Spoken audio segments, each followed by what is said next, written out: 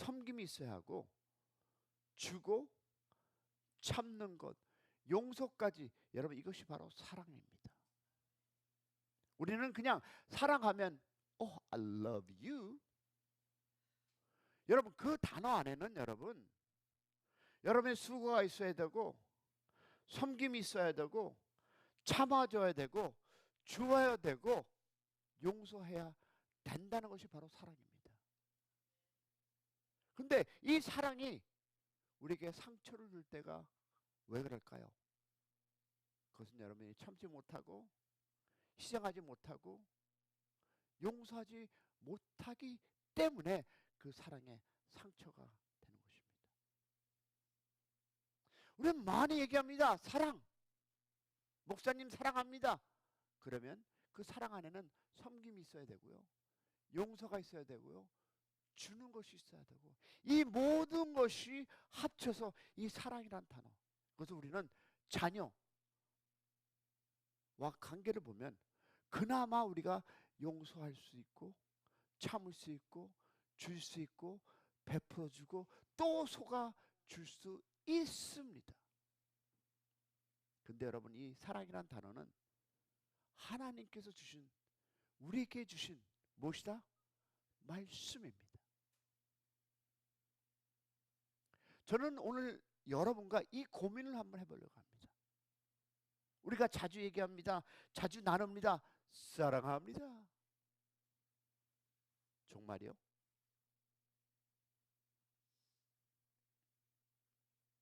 근데 여러분, 이 의미를 정확하게 표현할 수 있는 단어가 있습니다. 무엇일까요? 손해입니다. 사랑은 내가 손해 보는 거예요. 여러분, 이것이 하나님께서 우리에게 주신 이 사랑이라는 단어입니다. 사랑하는 하나님.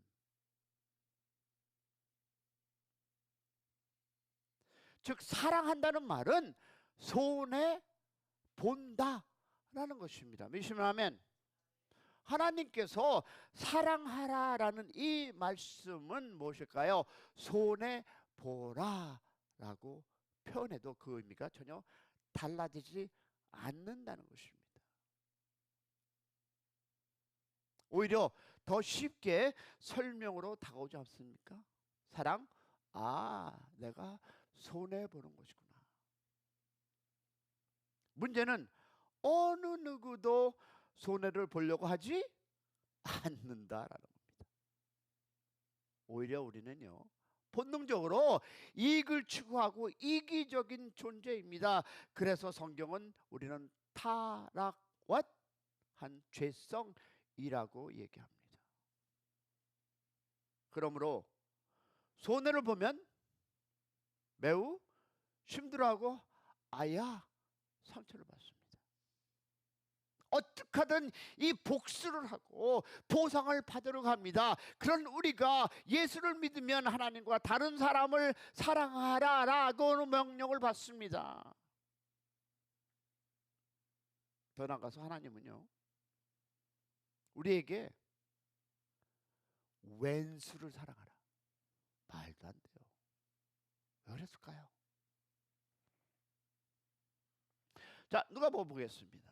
누가복음 시작. 오직 너희는 원수를 사랑하고 선대하며 아무것도 바라지 말고 꾸어 주라. 그러면 너희 상이 클 것이요 또 지극히 높으신 이의 아들이 되느니 그는 은혜를 모르는 자와 악한 자에게도 인자하시니라. 너희 아버지의 자비로움 같이 너희도 자비로운 자가 되라. 근데요, 태생적으로 다른 사람을 사랑할 수 있는 실력이 없는 우리에게 하나님은 다른 사람 왼수를 사랑하라라고. 그러면 분명히 우리에게 그런 얘기 했을 때는 하나님이 이유가 있다 없다? 있습니다. 하나님은 우리가 다른 사람을 사랑할 수 있는 능력이 없다는 것을 안다 못한다? 알습니다. 알아요. 알지 못해서 그런 말씀하셨을까요? 아닙니다. 하나님도 우리가 다른 사람을 사랑할 수 없음을 너무나도 잘 알고 있습니다. 그런데도 왼수를 사랑하라 라고 말씀하시면 결정적인 이유는 여러분, 우리 믿는 자 속에 누가 있습니까? 성령님이 계시기 때문입니다. 여러분, 성령님은 다른 사람을 사랑할 수 없는 우리에게 다른 사람을 사랑할 수 있는 하나님의 사랑을 부어주시고 사랑이라는 열매를 맺게 하시는 분이십니다. 할렐루야. 문제는 우리가 스스로 우리 스스로에게 사랑이 없음을 인정하고 하나님께, 자, 단어 나옵니다. 굴복할 때입니다. 내가 하나님께 굴복할 때 왼수도 사랑할 수 있습니다. 할렐루야. 굴복하는 삶을 내가 살아야 합니다. 그 선택은 누가? 성령의 하나님이 부어주셔서 내가 선택할 때, 어제 예배처럼 만날 때입니다. 그렇지 않으면 여러분, 우리는 나도 모르는 사이에 스스로에게 사랑이 있는 줄 착각합니다. 왜냐하면 누가복음 6장 32절 34절의 말씀은 우리가 사랑에 대해 어떤 오해를 할 수 있는지를 보여줍니다. 우리 읽어볼까요? 32절부터 시작. 너희가 만일 너희를 사랑하는 자만을 사랑하면 칭찬받을 것이 무엇이냐? 여러분, 자녀들에게 베푸는 것 칭찬받을 거 하나도 없어요. 똑같은 얘기 아닙니까? 그러고 나갑니다. 죄인들도 사랑하는 자를 사랑하느니라. 맞잖아요. 자, 33절 시작. 너희가 만일 선대하는 자만을 선대하면 칭찬받을 것이 무엇이냐? 누구도 한다? 죄인들도. 여러분, 말씀이 너무 정확하지 않습니까? 그럼 34절 보겠습니다. 시작. 너희가 받기를 바라고 사람에게 구워주면 칭찬받을 것이, 아니 구워졌는데 칭찬받을 것이. 죄인도 그만큼 받고자 하여 죄인에게 구워주니라. 자, 그러면 우리가 두 가지 진리를 발견하게 됩니다. 자, 이 두 가지 진리를 발견할 텐데, 첫 번째 뭡니까? 나를 사랑하고 선대하는 사람을 사랑하는 것은 칭찬받을 것이 없는 일이다. 맞죠? 두 번째 보겠습니다. 시작. 받기를 바라고 사랑하는 것이 칭찬을 받을 것이 없다고 말씀하십니다. 기억하세요. 그러면 왜 하나님은 이렇게 말씀하셨을까요? So you need to question why. 왜 하나님은 이런 말씀을 우리에게 주셨을까요? 그리고 그 말씀을 오늘 2025년 여러분 2월 6일 날 왜 주셨을까요? 우리가 이 질문의 답을 이해하려면 여러분 앞부분에 살펴본 무엇이었습니까? 사랑은 손해다라는 것입니다. 근데 손해 보고 싶은 사람 하나도 없잖아요. 여러분, 오늘 이 단어를 기억하시기 바랍니다. 사랑은 손해라는 단어를 오늘 이것만 기억하시면 여러분 오늘은 성공입니다. 할렐루야. 그러면 보겠습니다. 1번, 여러분 보세요. 책자 1번 2번이 성경이 말하는 사랑이 아닌 이유는 여러분 손해라는 요소가 없습니다. 1번이나 2번 여러분 거기는 손해라는 단어가 없어요. 그러니 칭찬받을 것도 없습니다. 그러면 1번과 2번은 사랑, 손해라는 단어보다는 무엇이 있습니까? 거래, 주고받고입니다.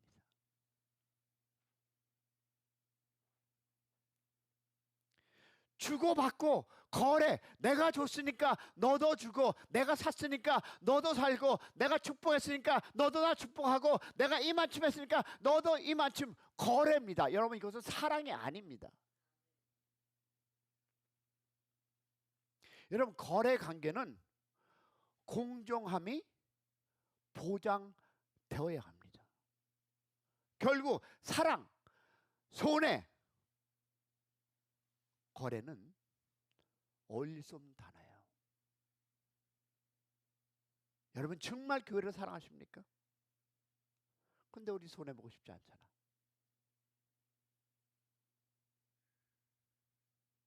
문제는 거래를 하면서 사랑이라고 착각하고 있다는 것입니다. 우리가 오랫동안 거래하는 삶을 살면 사랑, 손해를 본다는 것이 너무나 어렵게 됩니다. 왜냐하면 사랑을 연습하지 않았기 때문입니다. 여러분, 연습하지 않은 사랑 우리 못합니다. 우리가 하나님의 말씀대로 사랑, 손해하면 어떤 일이 일어납니까? 아니, 뭔가 베네핏이 있어야 되지 않습니까? 저는 그래서 다음 말씀 볼 텐데요, 두 가지 일을 해야 합니다. 그리하면 원수를 사랑하면, 즉 손해보면 너의 무엇이 상이 클 거요. 또 지극히 높으신 이의 아들이 되리니. 할렐루야. 자, 이게 무슨 뜻입니까? 손해보고 싶지 않잖아요, 우리. 그럼 하나님이 이렇게 얘기했는데, 그럼 하나님 무엇을 나에게 주시겠습니까? 두 가지가 옵니다. 첫 번째, 하나님께서 갚아주신다. 믿으시면 아멘. 하나님께서 네가 손해본 것을 갚아주시는 하나님. 할렐루야. 그리고 누굴 닮아갑니까? 하나님을 닮아갑니다. 믿으시면 아멘. 여러분, 기복신앙, 번영신학, 성공신학이 가지고 있는 결정적인 문제점은 우리를 사랑하는 사람이 아니라 종교적인 거래꾼으로 만든다는 것입니다. 이것이 지금 교회의 문제들 아닙니까? 이것이 지금 교회가 일어나는 사건들 아닙니까? 거래꾼들. 목사도 마찬가지입니다. 그런 목사가 되지 않도록 여러분의 기도를 부탁드립니다. 할렐루야. 그리고 여러분, 종교적인 거래꾼은 여러분 욕심으로 말미암아 피해 의식을 갖게 되기에 결국은 누구를? 하나님을 원망하는 사람이 됩니다.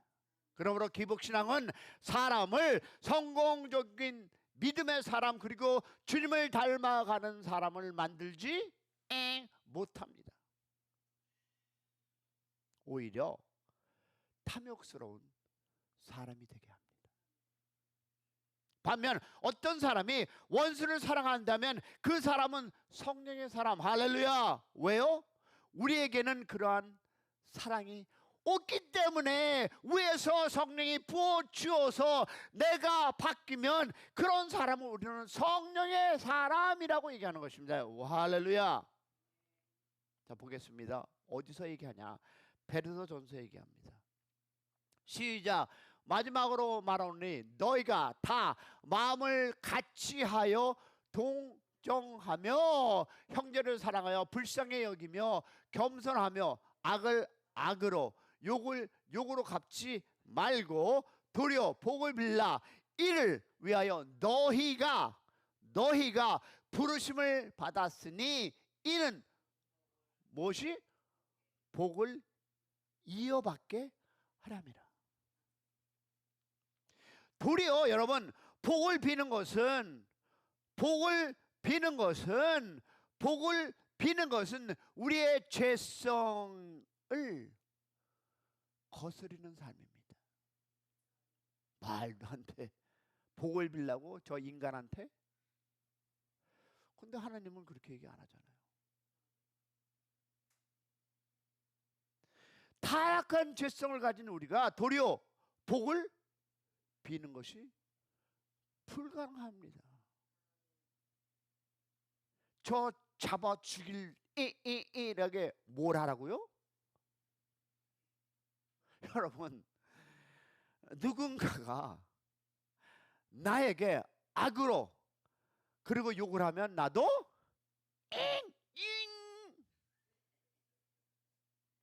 나도 악으로 욕으로 대하는 것이 더 편하고 정상적인 반응입니다. 그렇지 않습니까? 아니란 사람은 거짓말쟁이에요. 오히려 우리는요, 당하면 더 세게, 그래! 더 세게 갚아주는 것이 일반적인 반응입니다. 그래서 구약에는 무슨 얘기가 있습니까? 이에는 이로, 눈에는 눈으로라는 이 법칙이 등장한 것이라. 그러나 신약 성경은 뛰어넘어서 도리어 복을 빌라라고 요구합니다. 그러면 문제는 이런 실력이 우리에게 있느냐라는 것입니다. 이 질문에 대한 대답은 무엇이다? 없다. 우리에게 이러한 실력이 없다는 것을 성경이 이야기하는 또한 우리에게 경험을 통해서 증거합니다. 그러면 이 사실을 정확하게 알고 계신 하나님께서 우리에게 이러한 요구를 하는 이유가 무엇입니까? 이 질문의 답은 바로 우리의 마음속에 계신 누구다? 성령님입니다. 능력이 없는 우리에게 그 능력을 주시는 분이 바로 우리 안에 계신 성령님. 할렐루야. 문제는 그 사실 무엇일까요? 성령님이 능력을 주신다는 사실을 믿고, 자, 못하는 거 하나 중에 뭐야? 순종할 때 성령님의 능력이 우리의 것이 된다는 것입니다. 할렐루야. 그래서 능력 없는 우리에게, 여러분과 나에게 그 일을 하라고 명령을 주신 것이었습니다. 할렐루야. 그러면 좋습니다. 아멘. 할렐루야. 순종하겠습니다. 사랑하겠습니다. 헌신하겠습니다. 내가 믿져도 가겠습니다. 그러면 what is my benefit? 아니, 뭔가 주는 게 있어야 될 거 아니에요. 아니, 누구를 축복하라는 것입니까? 여러분, 이 사실은 아주 중요합니다. 여러분, 나에게 잘해주는 사람이 아닙니다. 만일 나에게 선대하는 사람을 선대하면 그것은 대단한 일이 아닙니다. 아니, 자식놈에게 용돈 주는 거 별거. 그러나 길가에 있는 홈레스에게 주는 거 쉽지 않습니다. 자신놈에겐 그냥 1,000불도 주는데 바깥에 있는 분들에겐 1불 주기도 아깝다. 여러분, 선대하는 사람에게 주는 건 대단한 일이 아닙니다. 성경은 이렇게 얘기하죠. 세리와 창기도 그 일을 한다고 말합니다. 우리가 복을 빌어할 사람은 나에게 악으로 대하고 욕하는 사람입니다. 아멘이 없네요. 그죠? 쉽지 않으니까 알아요, 저도. 그러나 이것은 하나님께서 우리에게 오늘 이 새벽에 심어주는 말씀입니다. 우리가 이 일에 실패하는 이유는 나를 통해서 욕을 하는 그 사람의 모습 때문입니다. 사랑하는 여러분, 우리가 도리어 복을 빌려면 나를 욕하는 사람보다 이 말씀을 하시는 주님이 더 크게 보였을 때 도리어 복을 비는 일이 가능합니다. 도리어 복을 비는 것은 모든 그리스도인들의 소망입니다.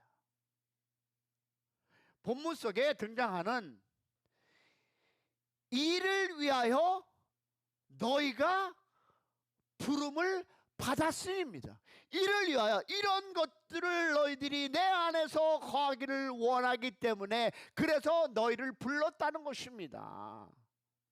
여러분, 신학교를 입학하려면 먼저 신학교에서 확인하는 것이 있습니다. 그것이 바로 소명입니다. 많은 사람들이 소명 없이 신학을 갑니다.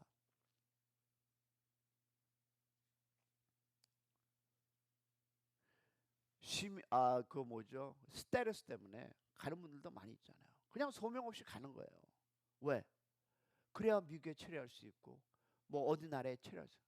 그 사람들은 소명 없이, 즉 소명인데, 즉 하나님께서 여러분 당신을 목사로 부르셨다는 확인이 있어야 하는데, 선교사로 보낸다는 확신이 있어야 하는데, 그저 너무 멋있게 보이네.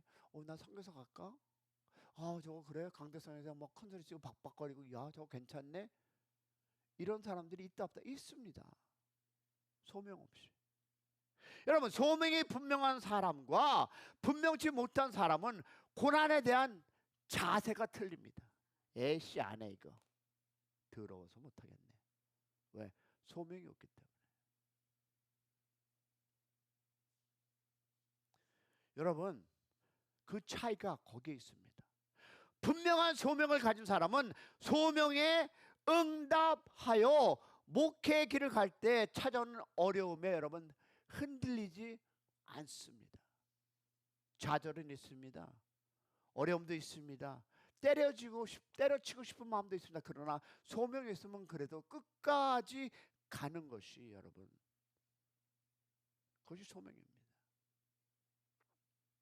나에게 악을 행하고 욕하는 사람들을 위해 복을 비는 것은 모든 그리스도인들을 향한 소명을 우리가 알고 실천한다면 우리의 삶은 놀라운 일이 가득 차게 될 것이라 믿습니다. 문제가 있는 가정이나 교회 그리고 인간관계를 보면 복을 비는 것이 아니라 욕으로 반응하기 문제가 더욱 커지는 일이 우린 봅니다. 우리가 도리어 복을 빌면 어떤 일이 일어납니까? 성경을 보니까 복을 받게 된다 얘기합니다. 우리는 여기서 심은 대로 거두는 하나님의 공의를 만나게 됩니다. 그러면 우리가 도리어 복을 비는 말을 하려면 무엇보다 먼저 이 사실에 대한 믿음이 있어야 하고 실제적으로 이 사실을 경험해야 합니다. 작은 경험들이 모이면 여러분 큰 확신이 됩니다. 작은 기도가 응답되면 크게 하나님이 하실 거라 믿습니다. 그런데 내가 예배 행활도 안 하고 내가 하나님 안에 충성도 안 하고 내가 하나님 안에 걸어가지도 않고 여러분 이 많은 걸 원하는데 여러분 하나님께 쬐끔한 걸 주면 에이 쬐쬐한 하나님. 그러나 여러분 이 쬐쬐한 것이 모이게 되면 그 큰 확신을 통해서 여러분의 큰 일을 하나님께서 하시리라 믿습니다. 순종은 말씀을 경험할 수 있는 유일한 비결입니다. 우리는 우리를 향해 악으로 대하고 욕을 하는 사람을 자주 만나게 될 것입니다. 어저께 그런 일이 있었다면 분명히 여러분 내일도 여러분을 욕하는 사람을 만나게 됩니다. 그때마다 도리어 복을 비는 단어 외워서 연습을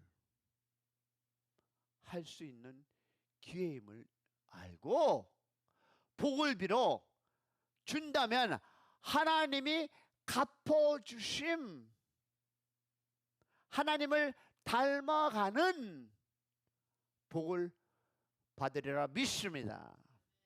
사랑하는 여러분, 그런 복을 받을 수 있도록 조금만 더 참고 조금만 더 견디고 조금만 더 기도하고 하나님의 말씀 안에 순종하는, 기다릴 줄 아는 사람, 그 말씀의 복음을 붙잡고 걸어갈 수 있는 사람, 조금만 더 참고 조금만 더 기도하는 우리 모두가 되는 그런 여러분의 인생길이 되기를 주님의 이름으로 축원합니다. 우리 기도할 때 여러분 하나님이 갚아주신다, 하나님이 이루실 것이다, 이런 기대와 꿈을 가지시고 오늘 하루도 승리하는 우리 모두가 되기를 소망합니다. 교회를 위해서 기도해 주시고요. 오늘 앞으로 하나님께서 주실 은혜를 다 담대하게 어저께 말씀처럼 이렇게 될지어다 물러갈지어다 기도하는 우리 모두가 되기를 축원합니다. 주여 한번 부르고 나갑니다. 주여